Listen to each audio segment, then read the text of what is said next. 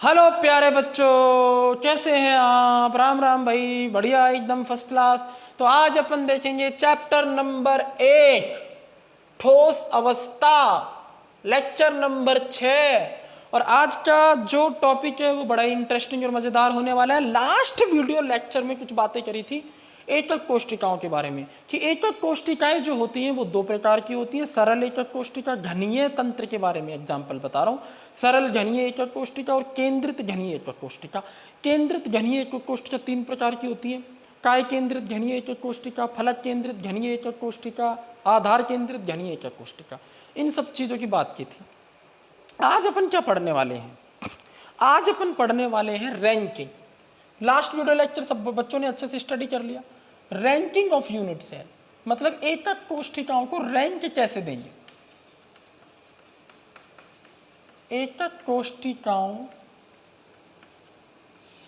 की रैंकिंग कैसे करेंगे। और एक नई एकक कोष्टिका और बताऊंगा, वो षटकोणीय एकक कोष्टिका, बहुत काम आएगी।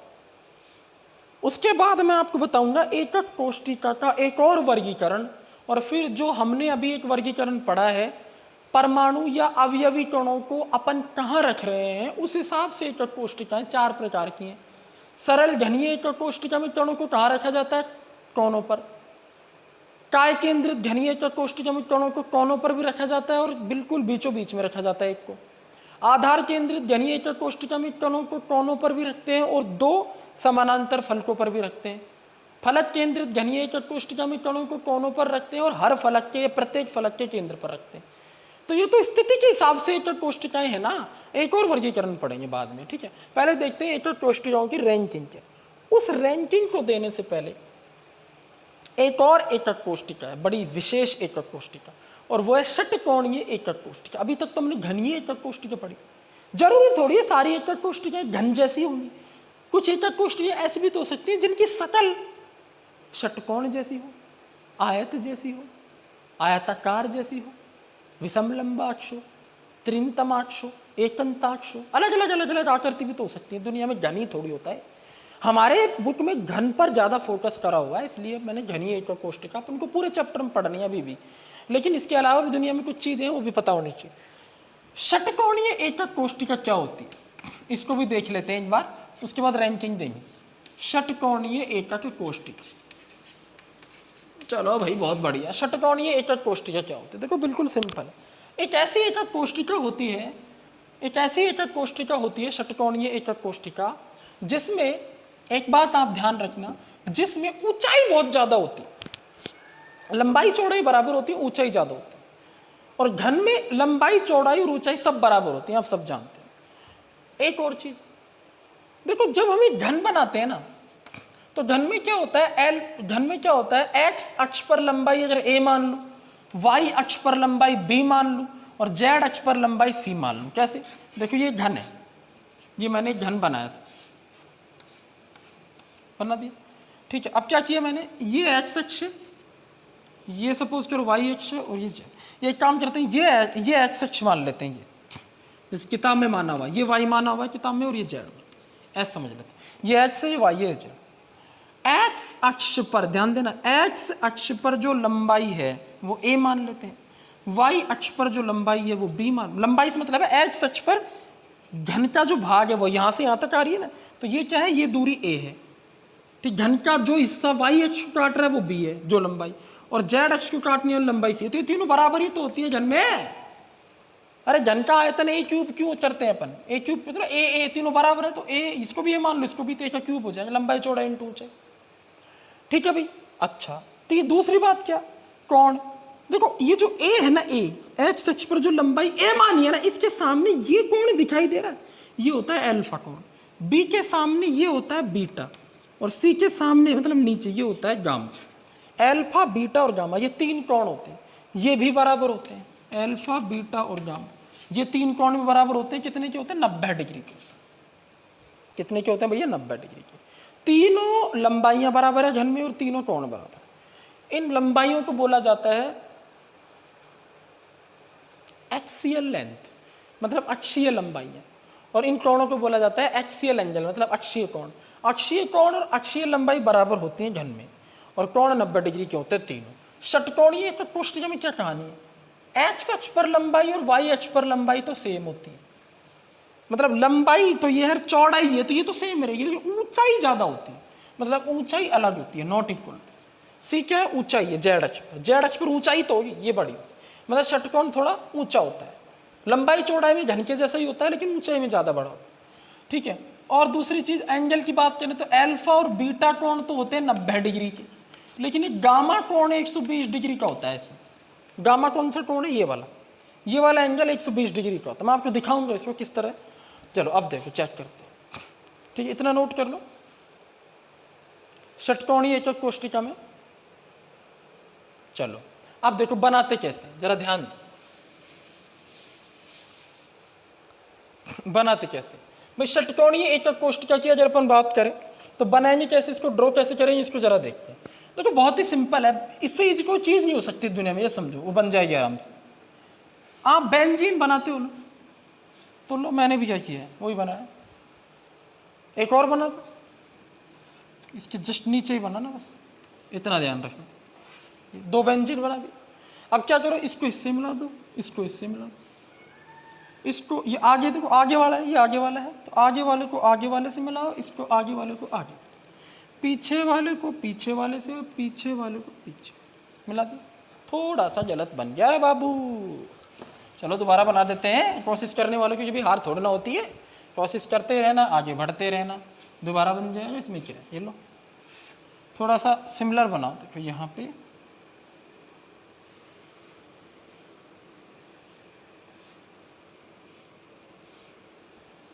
अब बन जाएगा। देखो ये है, ये देखो ओवरलैप कर रहा है, इसको अपन आगे मिला देंगे, थोड़ा सा इसको ऐसे,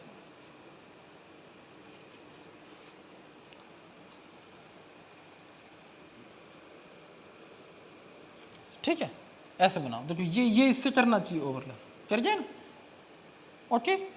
ये यहाँ आ गया, ठीक, ये यहाँ आ गया, ठीक। अब तो ये यहाँ आ जाएगा, सिंपल, ये ओवरलैप नहीं करना चाहिए, क्लियर है। और ये यहाँ आ जाए, तो ये बन गया हमारा घन षटकोण। ये क्या बन गया हमारा, षटकोणीय संरचना। अब जरा इसमें चेक करते हैं, देखो जरा चेक करो, इसमें क्या होता है एक्चुअल में। अगर हम देख पा रहे हैं तो इसमें 12 कोने हैं, ऊपर देखो 6 कोने हैं, 1 2 3 4 5 6, नीचे भी 6 कोने। घन में 8 कोने होते हैं, 4 ऊपर 4 नीचे, इसमें 12 कोने। ये जो कोना आपको दिखाई दे रहा है, ये वाला कोना 6 षटकोणों में कॉमन है, 6 षटकोणों में। तो इस कोने का इस षटकोण में 1/6 हिस्सा ही जाएगा, ठीक है, 1/6 हिस्सा ही जाएगा। देखो कैसे कॉमन है वो भी समझा देता हूं मैं।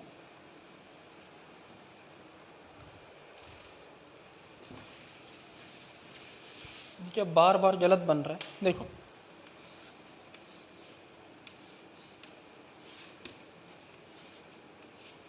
सारे लाइंस को मत मिलाओ आप, इसको इससे मिला दो, इसको इससे, बस, बाकी मत मिलाओ, आराम समझ में आए, ठीक है। देखो यहाँ पर जो कोण है, यहाँ पर जो कण है हमारा, ऐसे 12 कोने, कोने कितने होते हैं, 12 कोने 12 होते हैं, ध्यान रखें, ठीक है। तो होता क्या है, देखो कण कहाँ कहाँ रखे होते हैं, इसमें कण की स्थिति बता देता हूँ पहले। कण की स्थिति सबसे पहले 3 स्थितियों पर रखे होते हैं, कोनों पर कितने रखे होते हैं, 12, ठीक है। कॉन्ट्रीब्यूशन बाद में बताऊंगा। दूसरा काय में मतलब अंदर रखे होते हैं 3, देखो यहाँ पर ऐसे रखे होते हैं, 1 2 और ये 3, एक ट्राइंगल बनाते हैं इस तरह से, 3 कण अंदर रखे होते हैं, ठीक है, काय में। और तीसरी स्थिति क्या होती है, 2 समानांतर फलकों पर,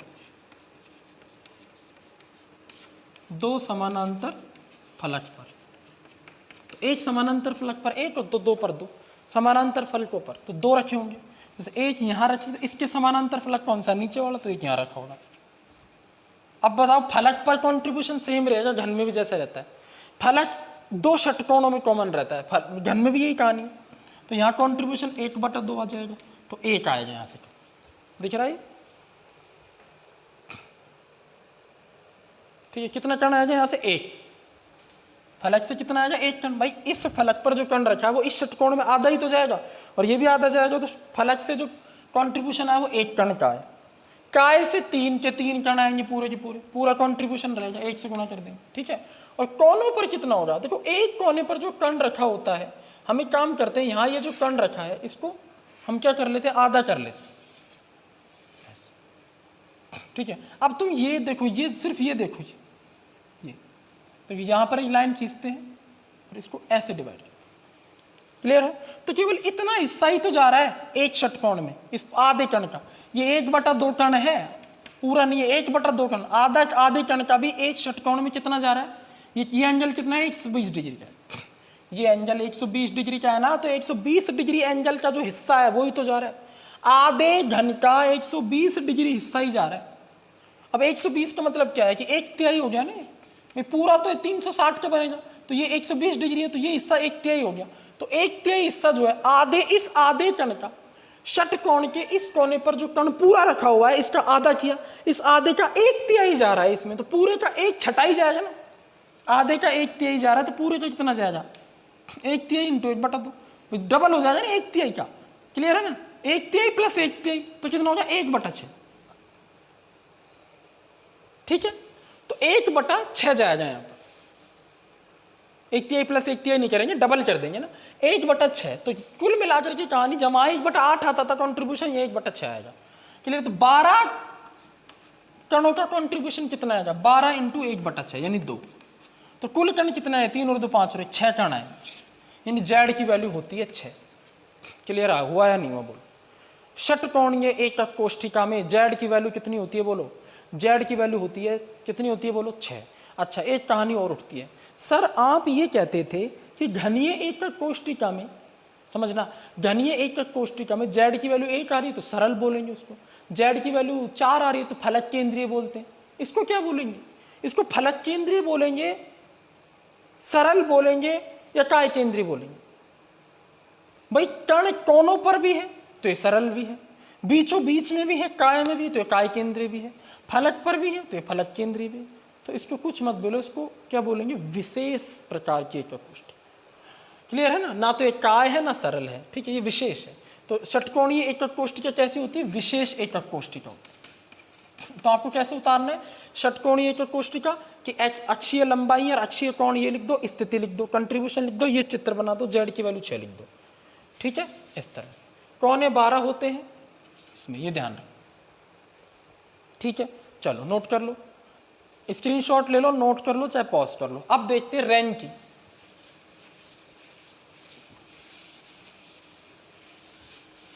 रैंकिंग कैसे देंगे?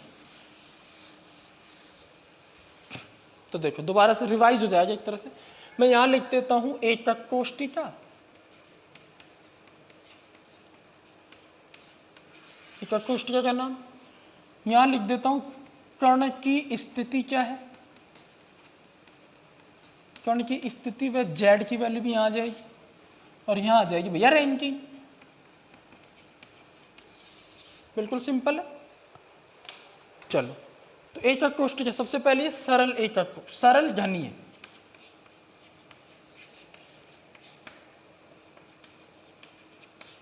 सरल घनीय एकक कोष्ठिका, ठीक है।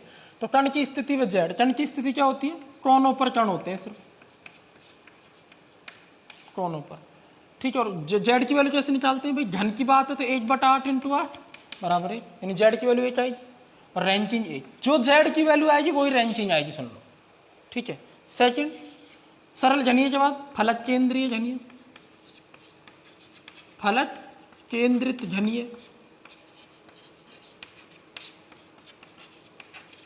फलक केंद्रित घनीय एकक कोष्ठिका, ठीक है। तो फलक केंद्रित घनीय एकक कोष्ठिका, कण की स्थिति क्या होगी फलक केंद्रीय में? कोने प्लस सभी फलकों के केंद्र, कोने प्लस सभी फलकों के केंद्र। कंट्रीब्यूशन कैसे निकालेंगे, कोनों पर 1/8 इंटू 8 प्लस फलक कितने होते हैं 6, ठीक है, और योगदान 1/2, तो 1/2 इंटू 6, सबसे पहले मैंने पढ़ा रखा है, तो 4, तो रैंकिंग हो जाएगी 4। तीसरी बताओ, तीसरी है हमारी काय केंद्री। काय केंद्री में क्या होगा, कोनों पर प्लस 1 बीच में, तो कोनों पर वही 1/8 इंटू 8 प्लस बीच में 1 है, तो पूरा पूरा जुड़ेगा 2, रैंकिंग 2। आधार केंद्रित में भी रैंकिंग 2 आएगी। आधार केंद्रित में कण कहाँ होते हैं, 2 समानांतर फलकों पर, कोनों पर होते हैं, कोनों पर तो सभी में है, प्लस 2 समानांतर फलकों के केंद्र पर होते हैं।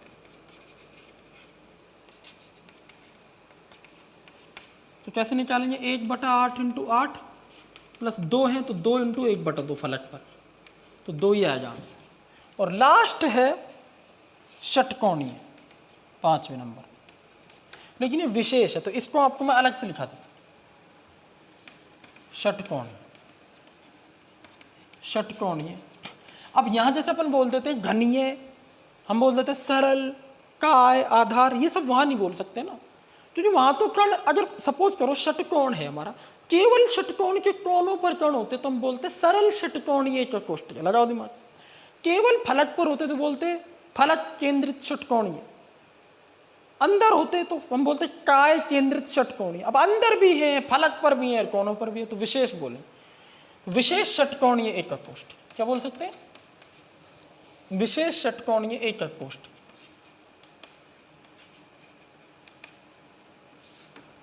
विशेष षटकोणीय एकक कोष्ठिका बोलेंगे, ठीक है भाई।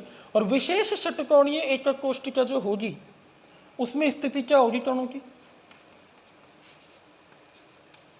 कोनों पर प्लस काय में प्लस फलक पर, फलक पर 2 होते हैं, कोनों पर 1 योगदान 6 है, एक कोने पर कण 1/6 योगदान दे रहा है, इंटू 12 कोने हैं एक षटकोण में, प्लस काय में 3 है, पूरा योगदान है 1 से गुणा, ठीक है, योगदान मतलब पूरा है तो 1 से गुणा, 1/6 योगदान है तो 1/6 से गुणा, फलक पर 2 है कण और 1/2 योगदान है, सॉल्व करोगे तो 6 आंसर है। तो रैंकिंग सबसे ज़्यादा किसकी होगी, षटकोणीय, उससे कम इसकी, उससे कम इन दोनों की, और सबसे कम इसकी। क्लियर है, नोट कर लो। तो ये था आज का हमारा टॉपिक कि एकक कोष्ठिकाओं को रैंकिंग कैसे देते हैं, और सबसे इंपॉर्टेंट बात मैंने बताई आपको षटकोणीय एकक कोष्ठिकाओं के बारे में। अगले वीडियो लेक्चर में मैं आपको बताऊंगा कि एकक कोष्ठिकाएं जो होती हैं उनको वर्गीकृत करने का एक दूसरा आधार और होता है, वो होता है अक्षीय लंबाइयाँ और अक्षीय कोण। इसकी झलक मैंने आज की वीडियो लेक्चर में दी है। कैसे, अगर हम एकक कोष्ठिका को बोले घनीय एकक कोष्ठिका क्या होती है, तो हम बोलेंगे ऐसी एकक कोष्ठिका, अब ये नहीं बोल सकते जिसमें कण कोनों पर होते हैं, वो तो फिर घनीय के प्रकार हो गए। ऐसी एकक कोष्ठिका जिसमें अक्षीय लंबाइयाँ बराबर हो और अक्षीय कोण बराबर हो 90 डिग्री के। अब बोलो षटकोणीय एकक कोष्ठिका क्या होगी, ऐसी एकक कोष्ठिकाएं जिसमें लंबाई चौड़ाई बराबर हो लेकिन ऊंचाई ज़्यादा हो। षटकोण देखो ऊंचा होता है, भी बनाया मैंने, ऊंचाई ज़्यादा हो, तो लंबाई चौड़ाई ऊंचाई तीनों बराबर नहीं होती, ऊंचाई ज़्यादा होती है। घन में ऐसा नहीं है, तीनों बराबर होती है। और अक्षीय कोणों में भी अंतर है, अल्फा बीटा कोण 90 डिग्री है, गामा 120 का होता है।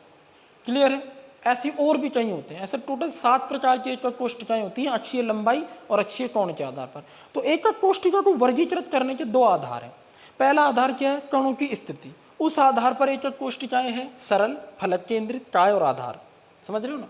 और दूसरा आधार क्या है, दूसरा आधार है एकक कोष्ठिकाओं को डिवाइड करने का, और वो है हमारी कि अक्षीय लंबाइयाँ और अक्षीय कोण के मान के आधार पर। ठीक है भाई, तो ये अपन अगले वीडियो लेक्चर में कंप्लीट करेंगे। Thank you.